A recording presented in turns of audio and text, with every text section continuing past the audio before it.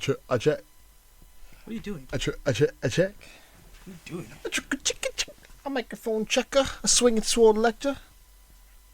You gonna quote your work? You gonna source your work there? I'm just gonna cut that out. No. You gotta leave that in. But source your work. Who are you saying that's from? Oh, RoccoW. There you go. Red Man, Meth Man. There you go. Never forget that song, man. I mean, I'll forget it. I still put it on playlists though. Like if you make a playlist, I still have. That's your go-to Red and Meth. It's not my go-to, but it'll sneak its way into. Serial killer. Not serial killer. And you. That song scares me. I mean, serial Fire in the killer. hole. Fire in the hole. I just like to pour cereal to that. Fire in the hole. Fire in the hole. Fire in the hole. Solid. They're due for a third one, to be honest with you. It should have been this year. Because 2009, 2019. They should have done one this year. I mean, well, this year just started. Yeah. Although we don't know when you're getting this. Yeah. Back at it again! Like we never left. The year is 2025. Coke and Dank and Coke. It's the Lethal Weapons. Hey, Dank. Hey, Coke. Why was the Mexican bad at archery? This is going to be super... Why? He didn't have an arrow. That's...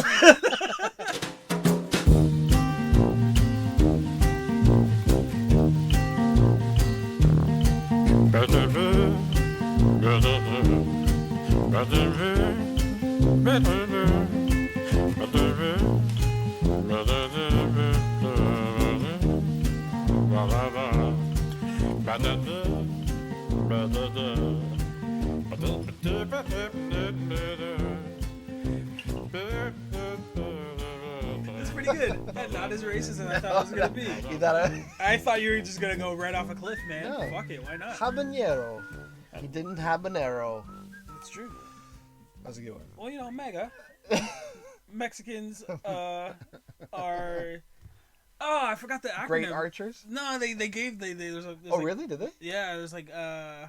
Mexicans are getting across. I That's think good. Yeah, I there's like it, t-shirts yeah, for it. I was like, yeah. bang. Do it, because you are getting across, and we want you across. We're pro-Mexicans. Absolutely. Pro-Mexicano. Too bonito. Habanero? Spicy. So I think we're talking about something today. Not just Mexicans. No. Not Although just we could. Mexicans. Listen to... Talking about more so about archery. Okay. Oh, okay. Archers. That was the... Was it? Yeah, that was the whole point. That was the theme? Yeah, that was Oh, the... so that was I just latched onto something. You latched onto the wrong personally. part of the Well, joke. I mean, it's fun. You're like, we're talking about Mexicans. Yeah, well, I thought sombreros. I like sombreros. Nothing wrong with Mexicans. No. But that's not what we're talking about today. We should definitely move away from this topic before we get and get to the archery side of some it. hate mail. You guys spent 10 minutes talking about Mexicans. So we're doing this segment we've done once before. This is the second time we're doing it. So Is it? yeah, it's the second time because we did one before. We're just out of sync. Clearly, I listen to our podcast. No, you don't. I do, but you know how hard it is to listen to us back to back to back to back? I edit it. I know.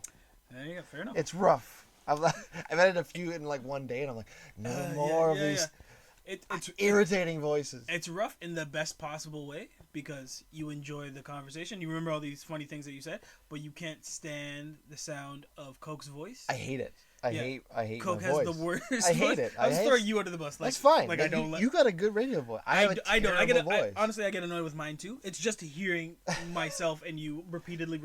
Does anybody like the sound of their own voice on audio recording? I mean, like that's again, subscribe and I really hate join mine. our Patreon and our iTunes and our Twitter. Like we want you to listen, but pace yourself. Right? We do have a Twitter. We have at @D_lethal_weapons. We have so much stuff. But again, pace yourself. There are different ways you can hear us and like read us and listen to us. Maybe you don't have to edit us the way that we have to edit us. But we're back again. Yeah, we're back again with an arc analysis. So a little different than what we typically do. Yeah. But yeah. Given that we've entered this world of comic books, we'd be doing ourselves a discredit if we didn't actually dip into comic books. Right. So we're focusing today on the 2012 Hawkeye My Life as a Weapon arc, which is the first. That's the name of the arc, but it stretches 5 issues, the 1 to 5. Right. 2012, written by Matt Fraction, drawn by David Asia. I never know how to say it. Aja or You say what you want. Aha. If he doesn't like it, he'll let us know. Yeah, David Aja. Give him the Twitter. Let's say Asia. Let's say Aja. Asia, if you don't like Asia. what we're saying, you can get us at Twitter. No, we yeah. At D_lethal weapons. And if Aja, you don't like what we're saying, you can get us at D_the lethal weapon. There you D, go. no, D_lethal weapons. Not D. It helps if you know how he could get at us to properly pronounce his name. But So stupid. well, you know. So dumb. Anyways. In addition to that, Okay. you being dumb. Yeah. So So, what did you think of it? we're just go straight into. Do you want to just kind of give? Yeah, because it's a new thing, and obviously, it comes with a whole new set of rules. It's not just we like this or we watched this and we thought of this. This is something like Right, we read, and with comic books, this is kind of how we all just a brief kind of synopsis of Just how your we got quick. it. No, don't even synopsis. Just your thoughts on it. Like what we don't have to. Oh, I was talking about like how we got into comic books. Oh, like, yeah, I'm just go ahead, a nice little break. Like that's kind of how we all introduced ourselves into this world of superheroes, comic books, and just the fact that you got this kind of colorful, tiny little book that you flip pages and start reading stories that you never thought you would read. It's fucking amazing. So Yeah. the fact that we're several decades later from that initial start where we started with comic books and still finding better stories and like engaging stories and different ways of artwork to be portrayed and just a whole amalgamation of things and experiences through pages is amazing, right? Like the fact that we can still find comic books and still find a love and a want to read going to this specific comic book is fucking amazing, right? Yeah, it was great. Yeah, it's great. After that long rant, it's about Hawkeye, who really doesn't get a lot of shine being in Avengers, and fair enough, he wouldn't just being a guy that throws arrows, but he understands that more than anybody else. Yeah, and even the tagline at the beginning is like, he's part of the Avengers. But yeah, and This is what he's doing when he's not being an Avenger. so like So- even that. So the fact that he's just a mortal man, With no fine. powers. we get that Nothing. amongst the Avengers. You gotta kind of have to be like lucky or really skillful to like hang your own hat. But what do you do on those days off when you're still a mortal man and you're not walking around like Captain America or Iron Man, where everyone's recognizing you? You're just kind of everyday man. Yeah, good old Clint Barton. That's where the story starts, and it's fucking amazing, right? For Clint Barton, this is such a great story to kind of unfold who this man is and how he's been living his life to this point. And so I read it back when it first, like I read it on launch when it was first coming out in 2012, because that was around the same time I got back into comics. Right. And I just picked it up because I thought the artwork looked really cool. I Right. was like, this looks fucking cool. Like it, and it is. It's amazing. Yeah. It fits the tone perfectly. But Very, I very got vibrant. it. Yeah. And yeah.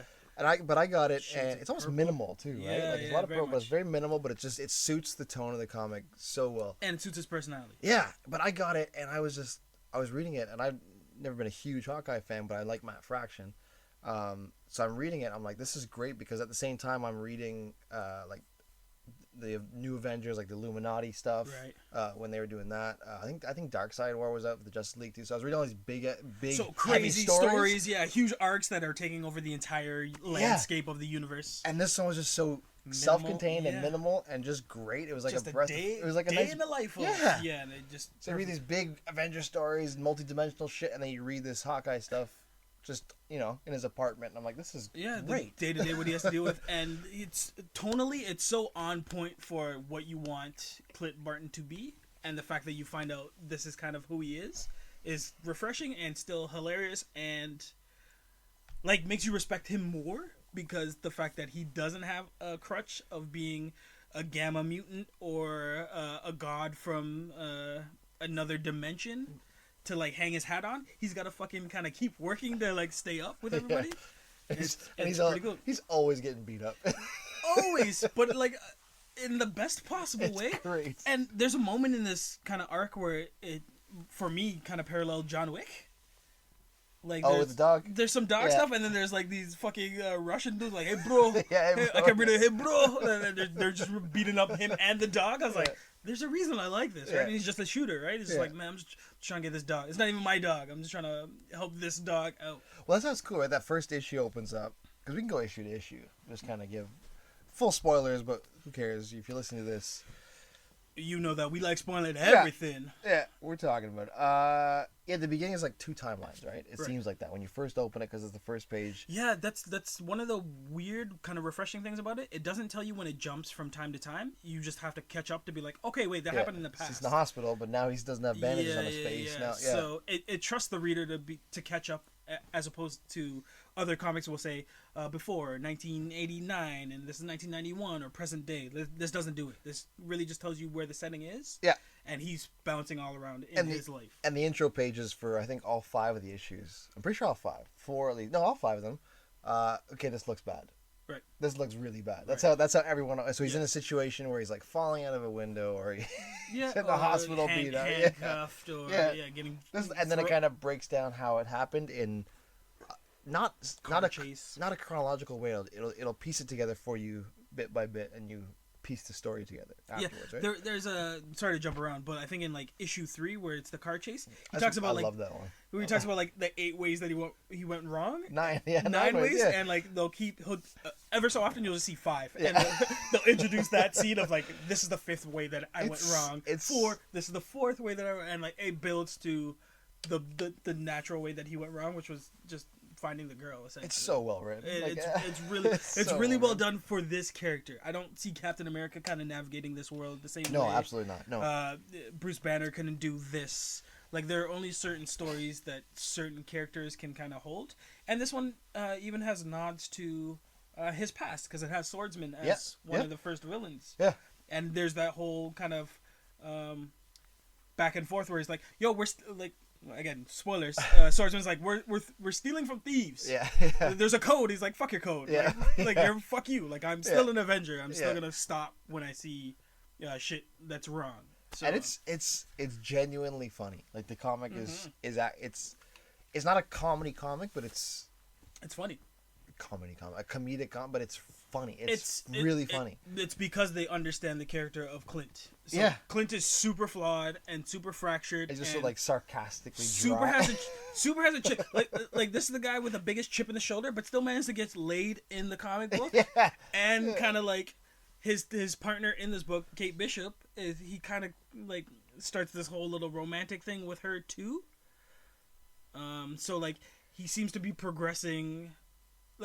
He's like what's the word? He's kind of like a schmuck, but the best version of it. Like he's so lovable, too. Yeah. He's like down on himself, but because of that, he finds a way to just keep exceeding expectations and moving through and kind of winning the situations that he has no reason to win. Like he up against like 4 goons in a veterinary hospital.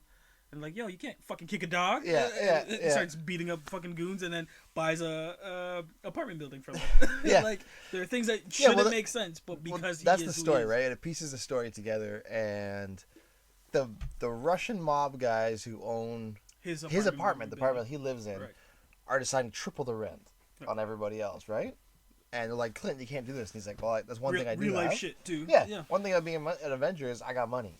Right. So he finds the underground casino. Hey, bro. And that was great. It's like, I thought it was a casino. Yeah, he's overdressed to show up to the back of a Chinese restaurant where it's just a whole bunch of guys in like aprons and like velour suits and stuff. Yeah, just dealing. It's like, oh, you're in the wrong room, bro. He constantly says I'm overdressed or like I stick out like a sore thumb in places that he enters, which like his inner commentary is probably what makes this the best. It's great. That's why I like. He's self-deprecating and still like cheering himself on too. He's like, oh, it could only happen this way, right? He's like the lovable vagabond. He's just rolling. Well, he's a hero, right? He's got great intentions. He means well, but he's so rough around the edges. He's not an anti-hero. No, not at all. But he's so close to that, like he can slip just like that. Well, that's why I liked. You remember Agent of Ultron? When Jeremy Renner? So Hawkeye was with Quicksilver. Quicksilver ran away because I'll just walk. That reminded me of this comic. This version. It was of Hawkeye, very tonal of who Clint Barton is. Right? I'll shoot you in the back. Okay. He completely understands that this is a team I shouldn't make it on, but I'm on, so I'm going to prove myself being on it. And then he's like, ultimately, I deserve to be on this team. But again, these guys are fucking assholes because they have superpowers and I don't. So fuck you, Boomerang. Do you want to go through like all the issues, or you just want to talk? Well, let's go. But- I 'cause we can think go through. we've been bouncing around. We've been but, bouncing all the yeah. ways. Like- First issue again. You were starting off with The two timelines are different. So one, he's in a hospital, or one he's leaving a hospital. Right. Remember, he just got checked out. He's in a wheelchair. And he Yep. kicks the wheel into traffic. And- For my next trick, Yeah, and the fucking The guy orderly's like, "What the fuck? That's my wheelchair. That I'm costs money." still here. And he's like, "Bill me. I'm an Avenger." Gets in. And So then he hops the cab. so yeah, right on that line or that panel, you get who he is. He's Yeah. he's the dysfunctional and kind of like doesn't care, but he knows that he can kind of sway. Like he always has an ace up his sleeve, Yeah. literally and figuratively. He's an Avenger, so that kind of lets people be like, "You're a dick, Yeah. all right, but you're gonna save But our it- lives." Yeah. And then at the same time, the other timeline is he's making the veterinarian like fix the dog. Mhm. You don't know anything. He's like, it's not my dog, but fix it. So you're getting both sides of him. You're getting Right. the hero side, and you're getting the troublemaker side, right? Right. Where he's kicking, where he's Because hopping cabs and if shit. there's ever a character that has duality, other than Incredible Hulk, it's Clint. Yeah. So then that's the issue is basically about A day in the life. day in the life, and it's all told in different. It's all fractured, Right. but it comes together in the end nicely. You're not confused at the end. You're like, oh, okay, this flows actually quite nicely. Well, it's a nice build too, Yeah, right? Because it starts yeah. off with like just a simple kind of problem that he has to fix that's locally. Well, where'd he and- get this dog from, and why then- is he so beat and up? then eventually Yeah. it expands to the world that he's actually immersed in, and they're like, because I have shit to talk about in the fifth. Yeah, well, so So yeah, okay. So that's we're still in essentially the first one though. Like the first one, he fights the monsters in the casino, Right. the back room casino. Does he ever end up buying the apartment building? Yeah. Okay. Yeah, he does buy. He Because forces. there's a lot of glass broken and card tables flipped and him getting smashed in the Yeah. head with Yeah, bottles. yeah, He's yeah. like, and him talking to himself like, "Oh, Clint, you should have like you're smarter Yeah. than this, right? Like you got to know when to fucking He essentially forces. Hold him and fold Yeah, him. he essentially forces the guy to fight him." sell him the. Okay, yeah. Right? He puts him in a cab. He's like, "You're going to Yeah, airport. yeah. So congrats." Yeah. And then I think that's the That's the end, right? yeah. And it's like, okay, that's nice and easy. And then so you read the second one. That's when we meet Kate, isn't it? Yeah, that's where you meet Kate in the second Isn't one. Kate Bishop his daughter? In Well, another I think timeline? in the MCU movies, that's Okay. That's kind of what they might be leaning So towards. again, but- careful if you're watching the movie first and then you come in and you're like, "Oh, he's attracted to Kate." 'Cause he's super attracted to Kate. Well, we don't know what his daughter's name is in MCU, so it might not even be Kate. But I'm sure she's based on that character, okay, right? fair enough. Yeah, because she's younger than him, right? In the comic, Right. And she's amazing in this run too. She's 'cause great. She's great. Like that whole I don't know how he gets. I can't remember how he gets all fucked up with. Okay, no, that's when The second issue, right? that's Swordsman, They go, yeah. So he talks about the Vagabond Code right? showing up in the city. It's like They bad see- things are gonna happen. They see little hobo symbols on different pillars and Yeah. subways, and he explains to her that okay, this is the code that It's basically bad things are gonna happen. So references him being in a circus from Yeah, before. A nice yeah. little nugget of backstory before you find out the big nugget of backstory that the people that they're actually chasing. and he ends up getting tickets, or she gets tickets to like that magic show. Right. Where all the villains are. So there's nice cameos by like Kingpin, Madam the Mask. Owl, Madam Mask. Hydra's in there. I Yeah, think- there's Hydra, there's Tombstone, yeah, there's who's the Hammerhead. The Hammerhead. That's Yeah, the there's a dude. whole bunch of guys that they just make kind of Yeah, cameos, just right? a great one shot of like, okay, I shouldn't be here. This because crowd's bad. Yeah, I know a couple of these people for the wrong reasons.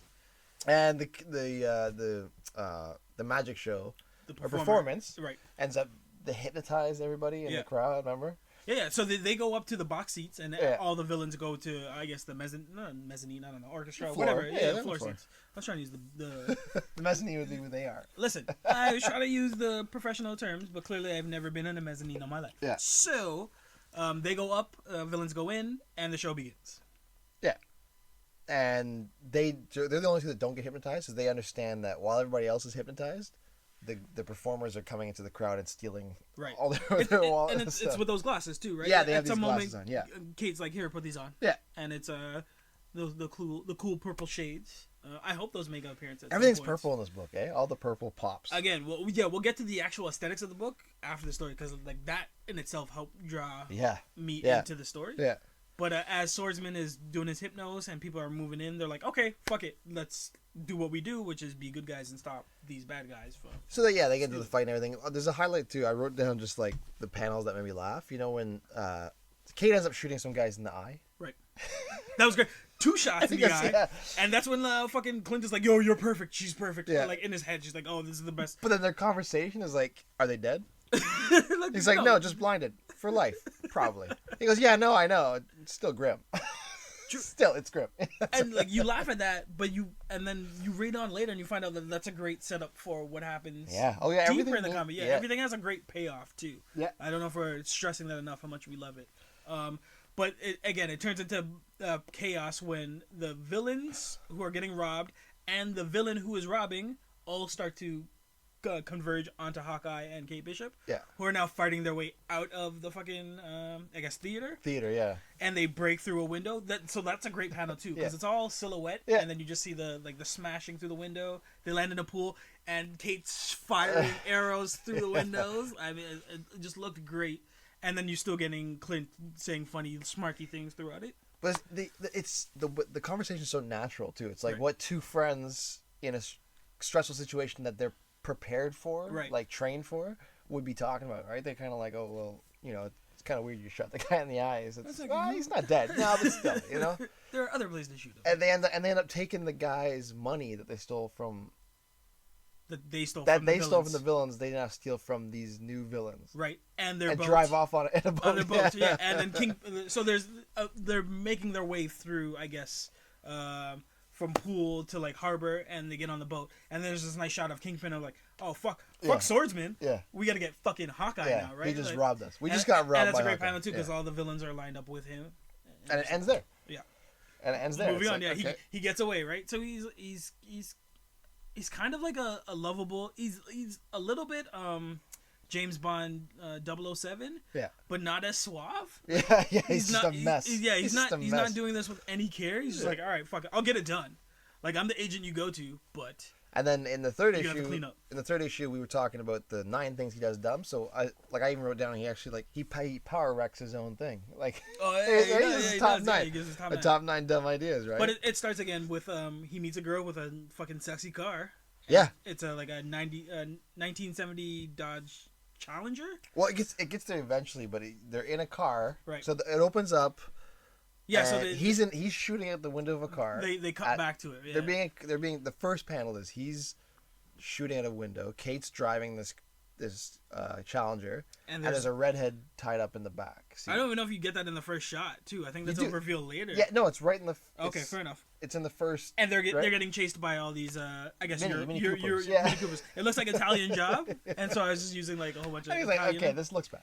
This looks really, really bad. That's first panel in, right? And systematically they piece back the. And then he's kind of like, oh, I've had a lot of. This is a dumb idea, but I've had a lot of dumb ideas today, and it's like 9, right? And it's him throwing out some trick arrows. Right? He's trying to organize some trick arrows. So it shows him and Kate trying to organize his arrows. Yeah, to put in his satchel. What's it called? His quiver. His quiver. Yeah. But and she's criticizing his arrows. Like, right. It's like what that one panel where he's like, "What do you need a boomerang it for?" See, this boomerang arrow, it comes back to you when you shoot it. He goes, "Why would you want your arrow to come back to you?" Because boomerang. Amazing. And this comic is set up so amazingly because the payoff is he gets to use all these weird arrows, and they show it. They kind of give you like a little snapshot of this arrow and him saying the weird like reason why, and then it paying Acid off. Arrow, Or net arrow. I would never go with my net arrow. Like Kate's like, "What's wrong with you? Just get normal arrows." She's like, "Nah, these all work for specific reasons, and they all literally pay off for every reason that you would think it is." Yeah, it's amazing. And he goes to get tape to label them, label his knocks, and then he doesn't get around to doing that. So then in the car chase, he's like shooting pulling wrong. Random arrows, He's shooting wrong. He gets suction arrow. He has to go out and just like suction onto the car so he can fucking kick another driver in the face. It's such a good use of corny trick arrows. Like I love it. It was missing the boxing glove arrow, but I don't think that's exclusive to his universe. No, yeah, isn't that more? That's more Green Arrow. That's more Green Arrow. Yeah. But again, if anyone listening has kind of another comic where the boxing glove arrow shows up, let us know. I want to know boxing glove arrow. Yeah. Let us know in the comments. Because clearly we love this type of storytelling where he's like, oh, it was acid arrow, boomerang arrow. We're gonna completely spoil it. Suction cup arrow. Yeah, there's like a net one too, or something. Yeah, is that right? Okay. There's like 4 or 5. Like a bandolier. No, not a bandolier arrow. It's something that.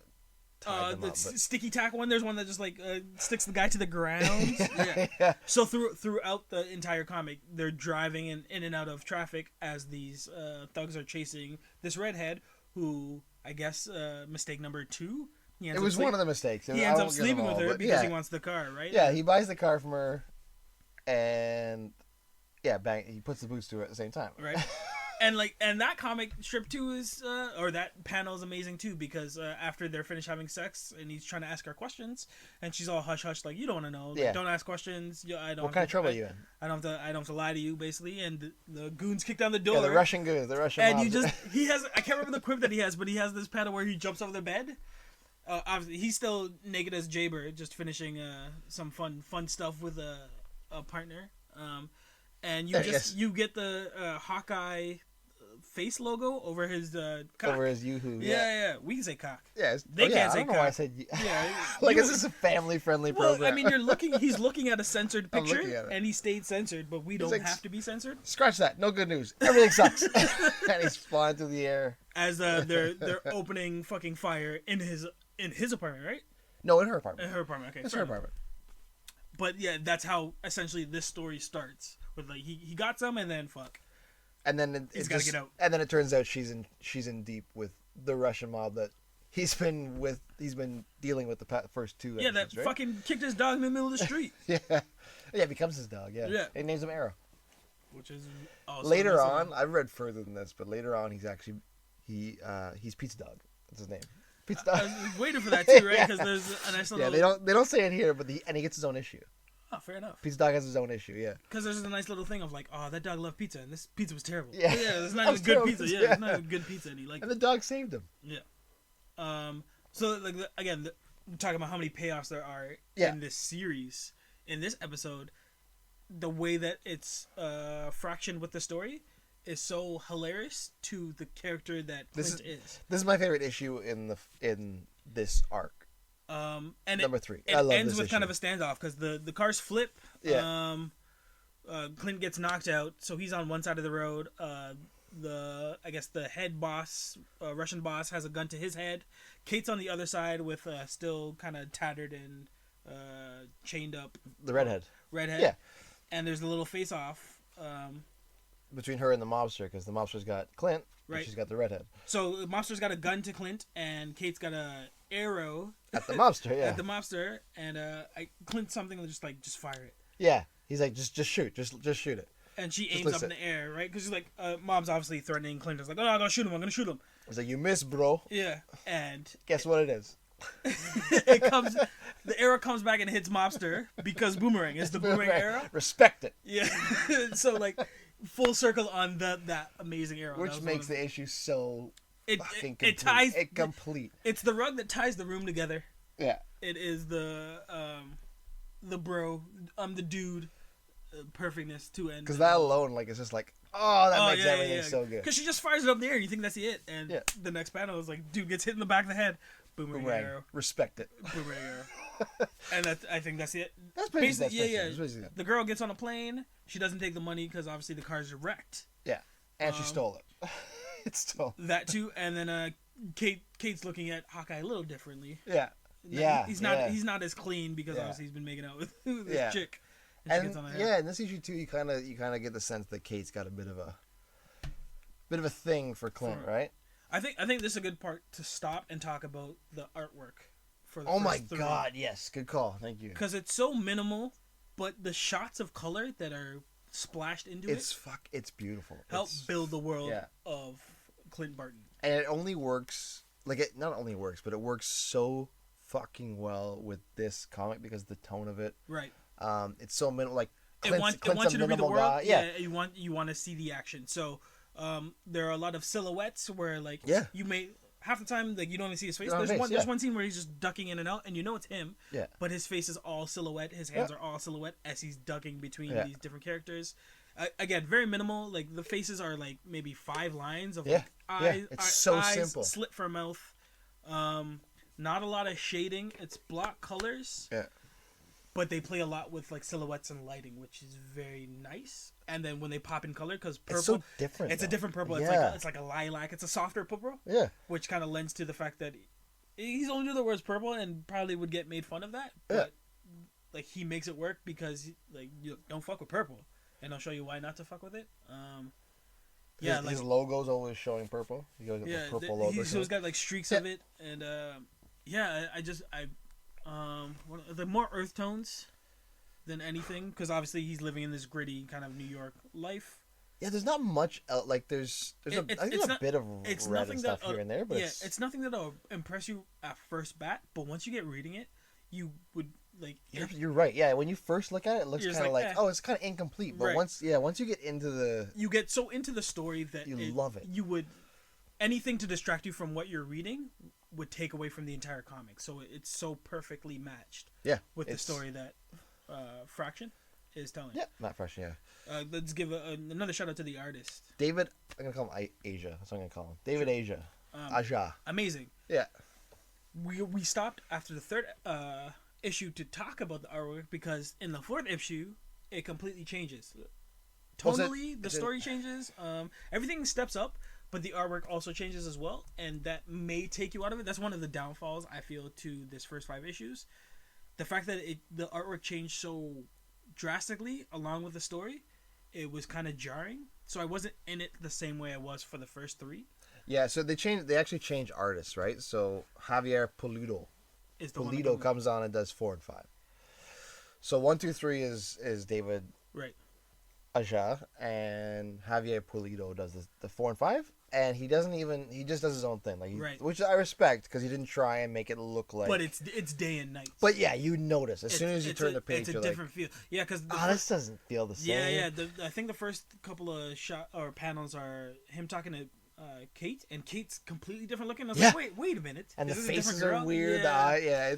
So it's different. The story escalates. So if you can suspend your disbelief, obviously because we're reading comics, it's okay because these next 2 issues are more contained on the tape, which is, I believe, the tape. It's a 2-parter. So this like the first 3 are kind of just they're lightly attached just because the Russian mob and things, but it's not really a continuation. They're really about building who Clint is in this world, and the last 2 are about. But 4 and 5 is an actual Clint's a superhero. Yeah. He's got a real life he's got a job. And so they're a bit more serious tone, a bit more, like not a lot, but just because they have a thread to go through them. But that's why the artwork kind of pulls away from it because the artwork gets a little more serious. I would say this is, I guess, where we differ. I think the artwork looks a little more cartoony. So, okay, fair enough. Yeah, their faces look goofy. So even though it's more serious and like the subject matter is more intense.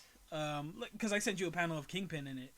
Yeah, your favorite panel. Yeah, it's hilarious. But I shouldn't be laughing at this. This is supposed to be a menacing, where he's finally upset, and such a great fucking scene too, right? Because I'm jumping ahead, but there's an auction, and you get a nice fucking who's who of who's trying to purchase this thing. Yeah.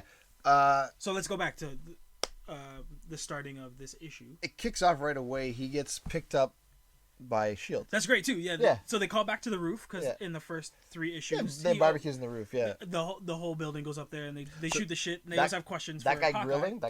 Right. In other issues, he's actually hilarious. He's pretty funny there too. Yeah, he's funny there. But in the later issues, him and Clint have a back and forth, nice and he's retort. like, "What's your?" I'm jumping ahead of this arc, but still, I can tell you, it's like, "What's your name?" He's like, "Hawkeye." He's like, "Oh, Hawkeye." Like he thinks Hawkeye. He's like, "No, Hawkeye." Okay, Hawkeye. He's like, "No, Hawk," and then I. Hawkeye, like it's just like this whole like miscommunication, and Clint's just like, "Fuck you." Like, yeah, basically, you don't care, you never care. So there's a run-on joke that people just call it Hawkeye now. That's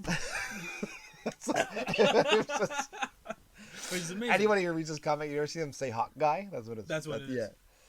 But it's great. So it's just, again, it starts off as a day in the life. He's just hanging out, summer day, and he just gets picked up by S.H.I.E.L.D., and the fucking hell carrier just flies over, and ropes drop, and I think it's like 3 panels of like S.H.I.E.L.D. members just grabbing him and lifting him off a frame. And he just says guys. So he says guys 3 different ways. He's like guys, ... guys, question mark, guys. And he's going. And everyone on the roof is just keeping chill, like they don't really react to it. No, they didn't get it. It's like, oh, there he goes. Well, he's a superhero, right? Like that's kind of the what are they gonna do? Yeah, he's part of S.H.I.E.L.D. He's part of the Avengers. Whatever. It's hilarious the fact that he's like still asking for help, even though he knows like, well, this is supposed to happen. Yeah, so he gets picked up and he gets into the interrogation room with Maria Hill, Captain America, and Maria Hill. Yeah, and they tell him. See, because that's what I'm talking about. This was jarring because Captain America looks so fucking weird. Yeah, he did. You see his blonde eyebrows. I was like, that's what kind of took me out. Yeah. But the story kept bringing me back in. Yeah. Yeah, and they didn't really need Captain America there at all. I mean, it was just a throw-in. Yeah, you want to flex that muscle. Yeah, of course. If there's any team player, Of course, yeah. it's the Cap. So and they tell him there's a tape got out of their hands, and it's a tape essentially of him murdering a dictator. Right. Hawkeye murdering a dictator on tape. Right. With thematically is he murders him by shooting 2 arrows in his eyes, directly in his eyes. So you read that, you're like, oh, this just happened. Like, yeah. So Coke read this how many years ago? I read this yesterday. 7, yeah. In like 30 minutes, and fucking was just loving it. I was like, I just saw that. Yeah. I just saw fucking Kate Bishop do it. It was amazing. I reread it for this episode, obviously, but yeah, like when I read it, it was months apart. Right. So it reading this as one graph shot, it's so much better. Right. It's not so. It just makes it's more cohesive. Obviously, you laugh more. You appreciate it more. You laugh and love Clint more. The little thrill. Yeah. But there's a video of him shooting someone in the eyes and killing him. So you can kill him. So yeah, you can. His whole little line has a little more depth to it. Yeah, and so he has to go to Madripoor to get it back. That's basically what this issue's about. So he goes to Madripoor. Excuse me. Off the plane already has problems. Yeah. Like, they're just going for his passport. Yeah. They're like, who the fuck grab are him, take him to you? a back room. Yeah. But he eventually he finagles his way into becoming a cabbie. Yeah. So like either he gets robbed. Right? At some point, like random people are jumping into the cab trying to go for his passport or whatever they're grabbing. Like his wallet and whatnot. Right, and I like how it was highlighted as purple. Like they made sure to make that like the MacGuffin was purple. Yeah. And then the cabbie's like, "Fuck this," leaves. And he jumps in the front seat. He's like, "Oh, this is the best way to travel through. Like, I should have just been a cabbie." So he's posing as a cabbie, taking his money. It was great, and then like stopping off at different places, eating, like so, like he's like immersed in himself in this world, like he's always lived there. Yeah. So I mean, even though he doesn't know where he's going. So another reason to love this character. Like he's just like, "Oh fuck it, I'm gonna go with it," and kind of works out for him. Yeah. Until it does. Well, he gets some money, and then he's able to go to the casino where they're having the auction. Yeah. So again, there's another callback to original. Like there's a New York back alley kind of a makeshift casino. Yeah. And then he goes to a foreign country. Like this is how to do fucking tables, dealers, pit bosses, real casino. This is how you do a villainous casino, right? And he ends up being grabbed by Madame Mask. Right. Like almost as soon as he gets in there. Yeah, as soon as he stick out like a sore thumb, and then he's black bag. Yeah. And in a back room getting punched in the face. Yeah. And it's Madame Mask. Madame Mask, and she basically robs him of his black card. He's got the shield black card. Okay, so you want to talk about this? I want to talk specifically about the black card because he receives a black card, which, if you don't know, is a fucking unlimited credit card from Shield. So sweet, right? Like keys to the candy store. I can buy whatever the fuck I want. But where he had the black card was not in his wallet per se. No, it was on his person. It was on his person. It was in his butt. Yeah. Hilarious in itself, but me being me had several more questions. The first being, did he or Maria Hill or Nick Fury insert the card of his butt into his, we'll call it his man wallet? Yeah. Or I assume he did it himself. His man pum pum. I assume he did it himself. And so here's my hilarious mind or sick mind. Wouldn't Maria Hill have a certain amount of pleasure inserting it something into his butt? Well, you mean she might. If you're kind of a day-to-day by-the-book agent for Shield, and you have to deal with a character like Clint, who's always fucking busting your balls for stupid shit, and you finally have a moment to be like, so here's the thing, Clint. Here's a little something. We have money for you, but you can't hold on to it because obviously they're gonna take it from you. So I'm gonna put it in the most painful place I can put. Other than like sticking it through his urethra, this is probably the most painful place. How do you stick a card up? Again, this is comic books. Yeah, okay, fair enough. Stretch your mind. Because I just assumed it was like stuck between his cheeks, like he just clenched, and that was that. Right? You think so? That's what I assumed. Because it's a card. I went full Monty. I went straight Oz. Like Lemmy Winks. I went straight Oz. Like Lemmy Winks. Oh, like Lemmy. Okay, you went cartoon. Yes. I went hardcore television series from the 90s. Had the song called Lemmy Winks. Lemmy Winks. I went to the Yeah, the more real raw. Yeah, so I'm assuming that she stuck a card All the way up. Up his. I just assumed it was in his sphincter. cheeks, but That makes more sense. But clearly, we stopped to have a 5-minute discussion. We about did, this. yeah. And because there's a nice, well, not a nice. But scene. because here's the rub though. Because he's tied up, he can't get it. Correct. So Madame Mask has to go and get it. Go back, right? And that's again, that was funnier for me that she had to go deeper than. Yeah. Because it's one thing to just pull it from the cheeks. Where is it? I mean, I don't think Clint is sitting there with a badonkadonk. It wouldn't be like a hard thing to like just. Well, he's sitting down. He is sitting down, so it would be challenging. It'd be sweaty, but I'm not saying he's not going deep, right? He's not sitting with like a fat ass. No. Ass to ass. Yes, made that reference. Not even trying. Oh, I saw the sound. For a weak clap. And then she's like, turns to her goon. She's like, disinfect this. Yes, like get this away. So anyway, the villain has now. How's the black card? I had to get back on the track. It took us about 8 minutes to get there, but it was hard to. But again, that's how good this kind of arc is, or the story is. The fact that Shield is smart enough to know that we have to give this guy money to go do what we need him to do, but we can't give him money to just hold on. No, but he's got to join the auction, right? In the normal places, right? So Mask now has a black card to go to the auction where all the villains and kind of underseated people are trying to purchase this tape that exists of a murder of a Avenger working for Shield, who killed somebody, a government official, right? Yeah, so and that's all implication. Right? And so she wins the auction. Correct. With $2 billion, some ridiculous number. And that panel was great too, because you get like a one shot of everyone all just the villains, making their like Hydra's in there. It's like, oh, I'll pay this and this, and then Madam Mask is like $1 billion, and then you get Kingpin gets rattled. You get a close up of Kingpin that made me laugh because of the artwork, not necessarily because of the situation. Yeah, he looks really fucking goofy. He looks so weird.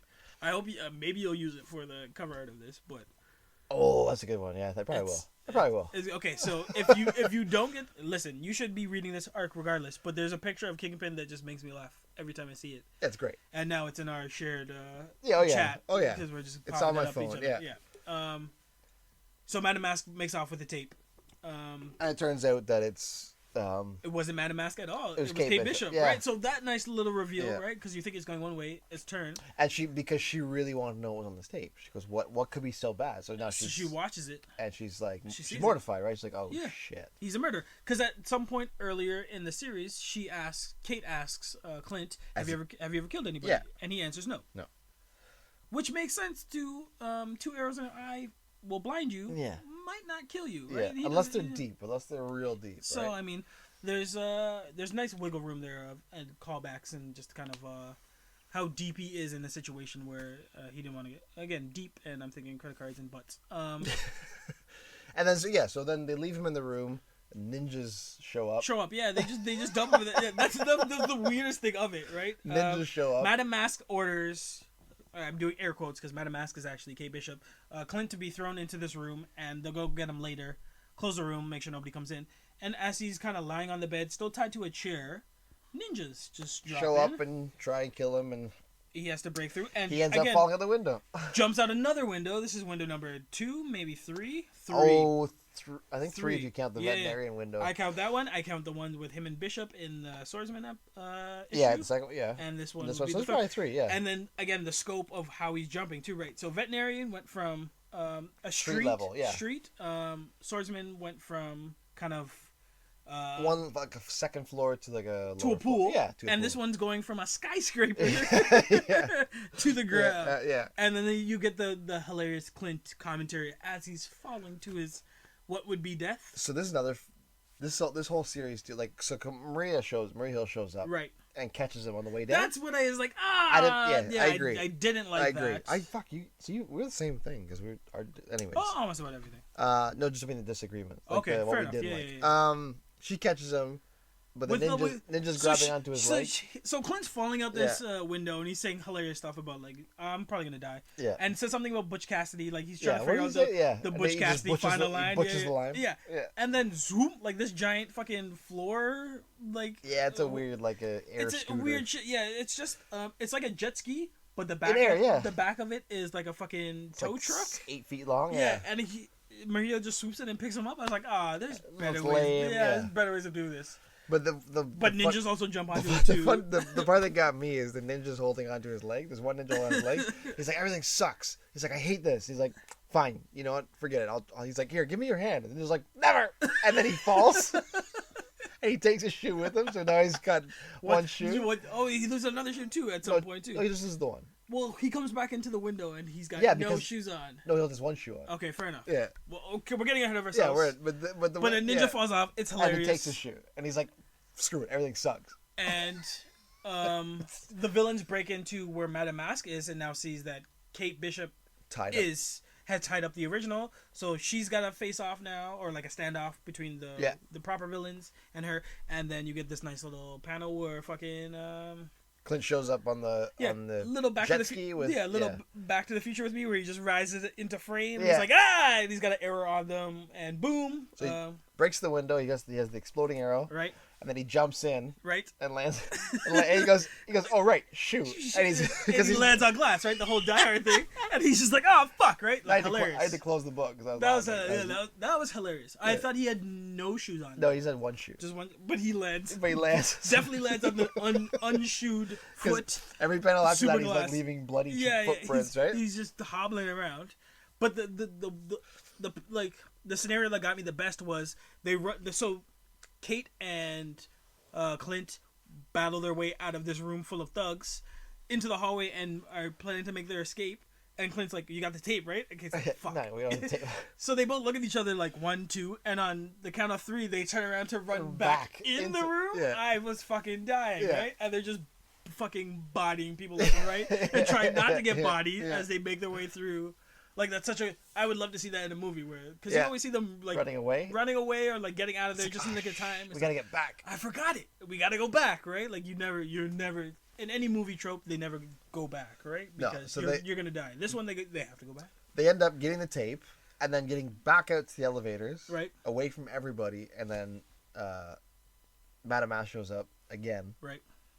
And she, like, starts shooting at them. Okay. Oh, and she hits... She hits Clint in the chest. Right. He's wearing a vest, but she hits him in the chest, and then she also hits the tape.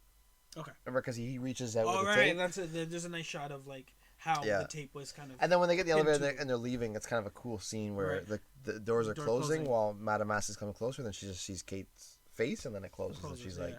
She shoots into the elevator, and she's like, fuck you guys. Yeah, like, fuck it. Yeah. So close. But he gets away. And the tape is, I guess, destroyed. But, the tape's destroyed, and then you find out. Do you wanna?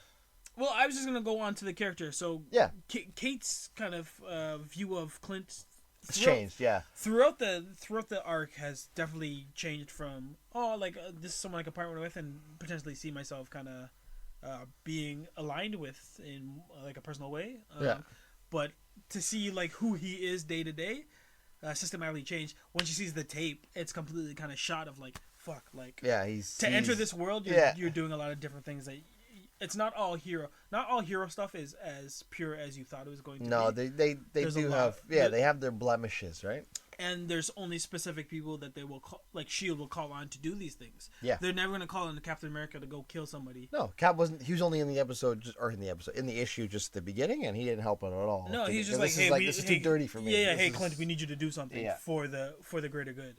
So again, it gives you more depth on who Clint is, because if you ever felt he doesn't belong, he's kind of the only one that can kind of get away with doing this kind of stuff. Yeah. No other hero is set up to be the one to kind of be a black ops and pretty much take down and do the shit that typically ends up doing all heroes is because they can never fucking make the final kill. Yeah, but he did. But and that's basically it. So it's obviously we loved this arc. Yeah, it was okay. No, I loved it. This was great. No, this was great. It's a great read. The humor, everything we love, and a smooth read. Yeah, very smooth read. You just burn through. You're like, wow, that was quick. Yeah. It's not like it's short either. It's just it feels really quick because You're so into the The action. use of the use of small panels, I like that when they do like a bunch of small ones in a row. Yeah, like the breaks of it Yeah. too. Yeah. There's great splash plays. Oh, especially they're wonderful. Opens up. I think they really understand the amount of space that a fucking archer would need, and how quick. Yeah, and good point. Yeah. Because they talk about tension, and like there's a moment Yeah, where he his sees back Kate tenses up, and then, and where he sees Kate like drawing the bowstrings. He's like, oh, it's tensing. Like he kind of gets hard off of her technique. This is why I love her. Yeah. So and so they're very specific on this type of character. He needs to understand every fucking elbow room and like turn. Yeah, and twist he's not just a goof, right? He actually understands. Like, he's a goof, he's but a goof. He's so skilled at being there you go. what he is that he can get away with being a goof, almost to his detriment. Yeah. Like if he goofed too much or he didn't train enough. It does sound like for the most part, our dislikes are pretty much the same. Just from running through, like I didn't like the art changing. No. I'm sure there's things that couldn't have happened. Like maybe the art wasn't ready yet, so they had to jump over. I don't know. It's something I would have waited for though. Yeah, it's probably what I was waiting for. And then the Maria Hill save, I didn't like either. That was the comeuppance. Those are really the only two things I didn't like about MacGuffins are like just like here I am to save the day. Yeah. It's like okay, well. I mean, and I would like to see them do something with I don't know somehow, but just not the. You've introduced boomerang fucking arrows into this universe. I would have been fine with a whoopee cushion or something. Yeah, it doesn't even make sense. But the fact that the imagination on.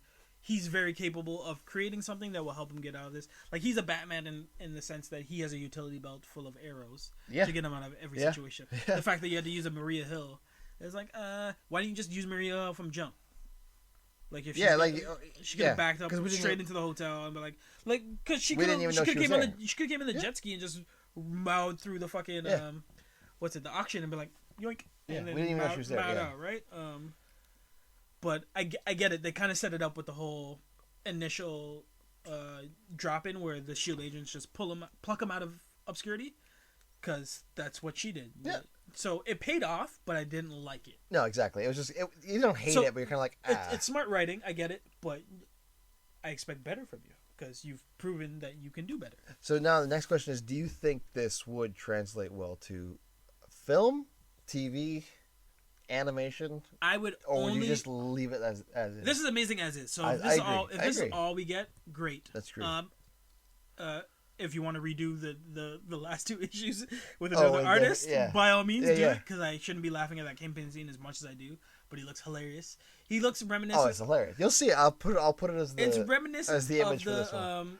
Enter the Spider-Verse Kingpin. Oh, he's just a joke. He's just so dumb. Comically weird. It's like you just made him weird for weird's sake. Yeah.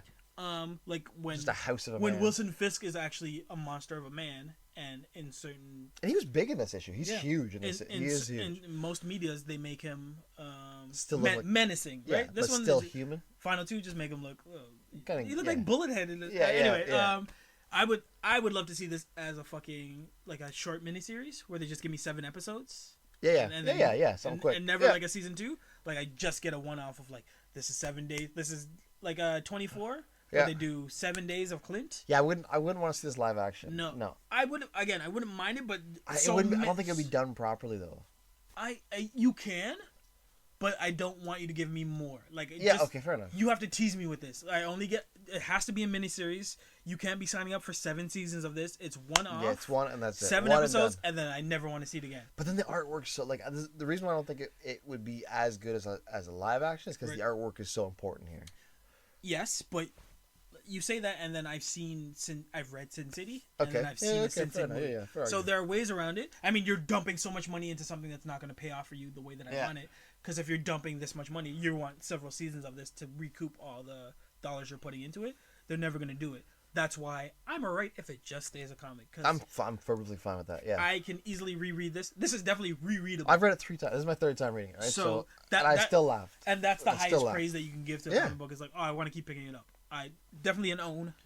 For Hawkeye fans, you should already own it. For people that never really gave Hawkeye a chance, this is the where you want to start.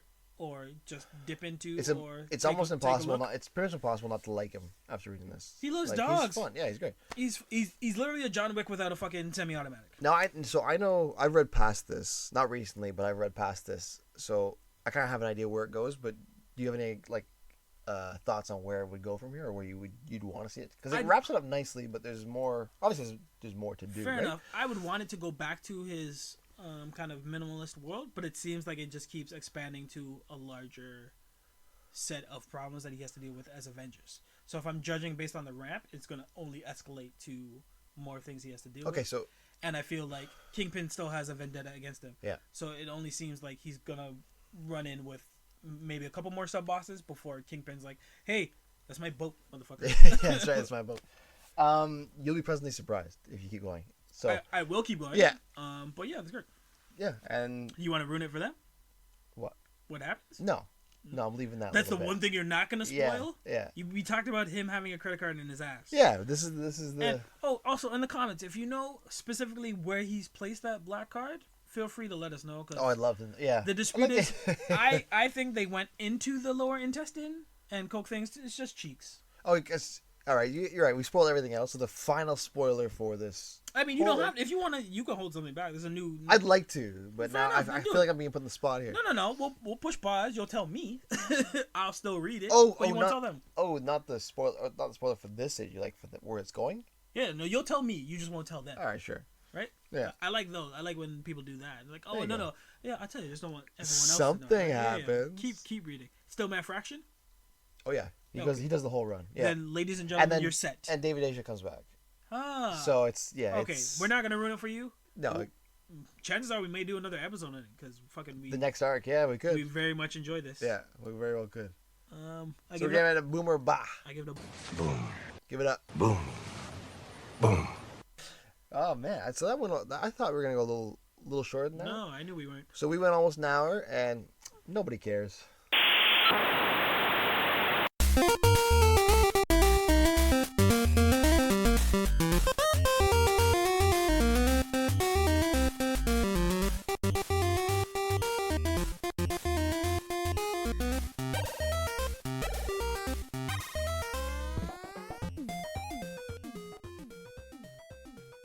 In this segment, we rank the top 9 worst options, list, whatever, for any given topic of the day. This is Power Records. Power Rangers. You've one job. I know. Today we're talking about heroes who could retire and nobody would notice. Hello. They're here one day, they're gone the next. Nobody cares. Nobody cares. A theme of Coke and Dank. Number one, Squirrel Girl. Now she has a cult following, She an does. aggressive cult following. But guess what? but Nobody would fucking care if she died. But that's. Did you say die? I did say die. I'm That's- sorry. that's not what we're talking I got about. carried away. If And she disappeared, Again, we're not talking about her fan bases not knowing that we're not publishing issues. We're talking about in her world. yeah, If she left, retired. You know what? I'm hanging it up. She's an X-Men, right? I think I've seen an X-Men suit. She's just there. Yeah. Regardless of what team she's rolling with, I don't think they're gonna miss extra peanuts being missing from the peanut jar. No. Number 2, Jubilee. Hey, Molly, that cat! Yeah, Jubilation. She stinks, man. She gets fireworks. Like, why is she around? Because the cartoon in the 90s? Yeah. Is that was like she was the introduction to the She X-Men, was right? she was the audience, right? Yeah. So we were living So being she- X-Men through her. She was useful for one episode. She was useful to kind of introduce every character and kind of their whole backstory. And then that was it. She's And then, useless after that. I mean, she made yellow raincoats popular for like 2 days. what does she do? She fires little fireworks at her hands and temporarily causes a slight aggravation to people's eyes. So you would know she's missing on like 364 days out of the year, but on Canada Day, because we're not American, You would notice, yeah. you would notice. You would notice then. But she's not Canadian, so on July 4th, you would, I guess, notice. Number 3 is Dazzler. So Doesn't she also have fireworks from her hands? yeah, she dances. I think she sings too. Yeah. Did you even know she was gone? She's been gone for comics. She has. I do remember For a from time. the 1990s video game where she was the classic arcade game where you could play as 6 people at one time. Remember with the double screens? Yeah. It's her, Colossus, Nightcrawler, Wolverine, Cyclops. How many do I have? I wasn't. And Beast. And one more. And Beast. Beast isn't in it. Yeah. Bank. Bet. In the old 90s one? The Did he go side to six side? players, and you have to have two. It's two screens in the arcade. Oh, man, I'm thinking something else. Yeah, you I'm are. thinking something else. Yeah, you are, buddy. Yep. That's your buddy guy. Yeah, exactly. Anyway, no more Dazzler. Yeah, Dazzler. We don't need all the dancing and shit. What do you? You live in the town of Footloose? You don't like dancing? Number 4 is Ambush Bug. He from DC, little green face motherfucker. He was meant to be a character he never took off. Right. So now he just fills the back panels and like advertisements of DC Comics. So somebody Hey would. guys, check out this newscast. Somebody would know that he's missing, no? Only if you read the back page of DC Comics during the New 52, and I don't think. Hey Kenny, we know you're doing it. Write in and tell us why you're still doing that. Yeah, Kenny, mother. Listen here, guy. I'm not your friend, buddy. Number 5. This might be low hanging fruit, but the Vanisher. Now define low-hanging fruit for the people at home. Oh, easily picked. And dank. It's like easily picked. Like low hanging fruit would be like an easy option. So it's not testicles. No, it's not to do with nuts. Because Squirrel Girl's Squirrel goes all of the nuts. I set you up, you knocked him down. There's no dancing, Dazzler. No. The joke. Wow. The fact is, the Vanishers, you wouldn't know he's retired because you don't fucking see him anyways. Good cameo. Great cameo. Deadpool 2. Great cameo. Number. What we got? 6. Yeah, number 6. Leech. Hey, where's that guy who always steals my powers? Oh, bald kid that. Yeah. He's a nuisance. He's around and he just. That's drains movie your version. powers. In comic book or Yeah. cartoon version, he's like a little alien. Yeah. Either way, he keeps stealing my powers. Yeah. Go away. Well, I don't We know. won't He's miss gonna you. like, hey, I woke up and my powers are still here, and carry on my day. Yeah. Exactly. Nobody cares. I mean, why'd you name yourself Leech too? What a terrible name. Nah, that's What fine. else was named? That's on another list. Number 7 is the Wizard. Speaking of The poor Interesting man's names. Flash. interesting names, we both said at the same time. Yeah, he did make a cameo in Jessica Jones season 2. Did he? Yeah. Is he fast? Yes, Does he whiz? he whizzes. He whizzes all over. Does he cheese? I laughed when I was like, "That guy's the Wizard." He was in like in the '90s cartoon for Spider-Man. Remember Captain America's old team in that cartoon? Which one? When they brought Captain America back from the from Dimension in the '90s cartoon, the '90s Spider-Man cartoon. Okay. And they had the whole team. The Right. Wizard was one of the guys in the team. Really? He was like a retired. Yeah, I'm the Wizard. Oh, really? Yeah, he's like yellow suit. He's a poor man. He's terrible. Nobody would care. Well, if you read Wizard comics, does he have his own comic run? I don't know if he ever did. I don't think so. I think he was just part of. Then nobody's really missing him at all. No. She's always part of a team. I think so. The Golden Age, yeah. There's a lot of dead air there. Yeah, that was. Well, it's whatever. It is what it is. Nobody cares. Not even. Oh, you gotta end it now. Not even an apology, eh? Just nobody's listening no. anymore. No, nobody ever was, anyways. Everyone went to bed. Number 8 is Stingray. The car? No, he was actually The Transformer? he was an Avenger at one point. He's just a guy. You ever seen him? Who was an Avenger at one point? Fucking good point. Great Lakes Fucking Adventures. good point. I'm pretty sure I was an Avenger. at Great one point. Lake Adventure. You're a Great Lake Adventures for sure. He's On just Lake Erie. He's a dude in a white and red fucking Stingray suit that nobody cares about. And You said a boot. He kind of looks like Vindicator meets Red Falcon. yes. And you've already got both those guys who are more interested in him. So, Get out of here, buddy. Get Time to out. retire. and number 9 is the Legion of Super Pets. Now, this is gonna be controversial. This is what this is about. We're gonna get calls about this. I understand it. You call him Peter? Crypto can stay, okay, but the rest of them. No. Only his currency can stay. But Okay. bum. That was good. Cypher sounds. Yeah, that's it. We're done. That killed everything. And that is power wrecking. Oh, you're not gonna explain any more of the Legion of Pets? You killed me with that fucking joke right there. By kill you mean not laughed? Because you're not I laughing. laughed on the inside. Where nobody can see it. You were doing the stupid tick tick tick tick tick. That's where you're gonna insert the sound effects for that. I'm not certain shit. That's just all you. Is it? Stat boy. Pup pup pup. The wheels are falling off the rails. Power wreckings. 666.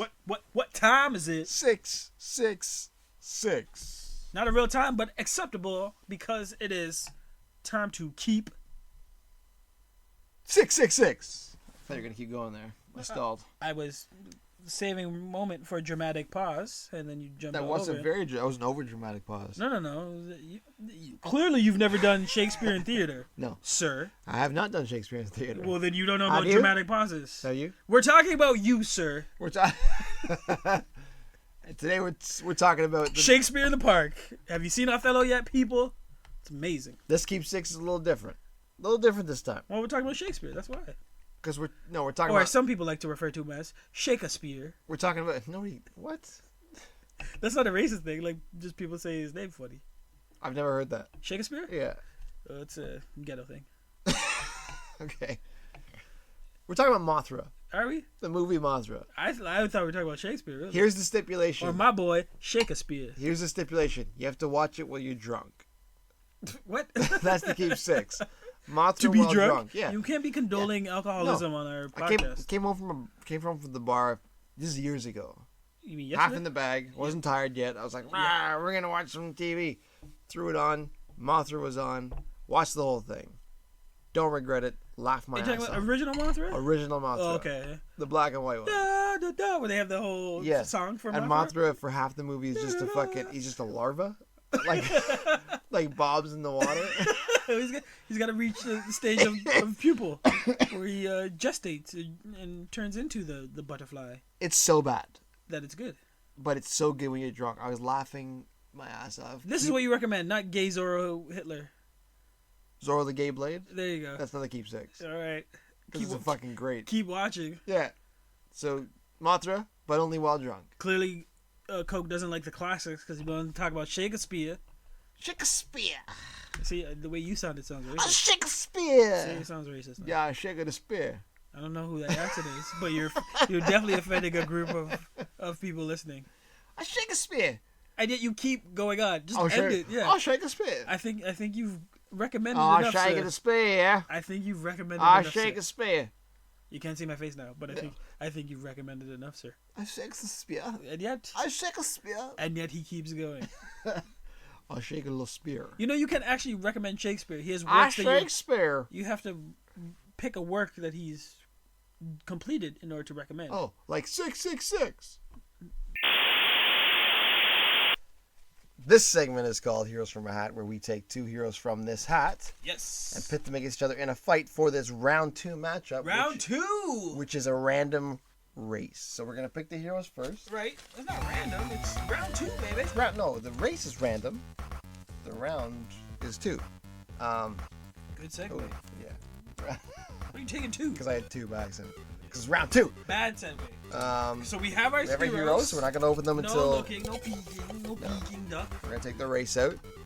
And these two heroes are going to be... I dropped it. These two heroes are going to be racing via skeleton, which is, if you don't know, former bobsled type thing where you go down a sled face first. Tobogganing, yeah. Yeah. This is a ice kind of slide race. Yes. Oh, you lost. Black Panther. I got Iron Man. Oh, shit. I Iron literally Man. have a suit that is With prepared. jets on. Yeah, prepared to win this. I feel like Unless this is in Wakanda, you're not winning. it's on ice. I feel like because the claws You can feel can whatever you dig want to into feel. and pull himself. You can have as many I'm great trying. starts I'm and trying. head starts. Yeah. I got boots that fly. Yeah. And I made an ice suit. This is what? This is Mach like 336? Yeah. Iceman. Ice Iron Man. And I have time to like stop and like boast. I don't know what he names What the the fuck suit. is Ice Iron Man? Don't be mad because you lost out the gate. I'm super mad. Out the gate. How can you win? How can I win? With the If you claws, had an iron I would suit. just pull. If you had if you got to steal War Machine suit with more firepower on it. Skeleton forever. And I'm drunk too, so take that. Yeah. I did it drunk. Okay, so that was a quick one. Yeah. Iron Man wins skeleton. Skeleton's fast. If you're not watching the rolling Olympics, it's a very very fast fast. sport. Yeah. Very dangerous. And you have no protective padding. space I'm in a first. suit of iron. At least both these guys are wearing helmets. Is he? Is Iron Man? I mean, is Black Panther really a helmet? Well, It's Mask. Yeah, but if you go off the side, like you're flying. I wouldn't though. You have the claws. I'd keep me in. I just wouldn't catch Are you gonna catch me? you. No, I wouldn't. I'd catch you. I wouldn't catch. I'm Iron Man. Yeah, that's what I mean. You I don't wouldn't need to catch me. I'm a man of iron. He won. All right. Yeah, well, tell them again. No. I don't want to. Tell them again. I don't want to. I am You can't make me. invincible.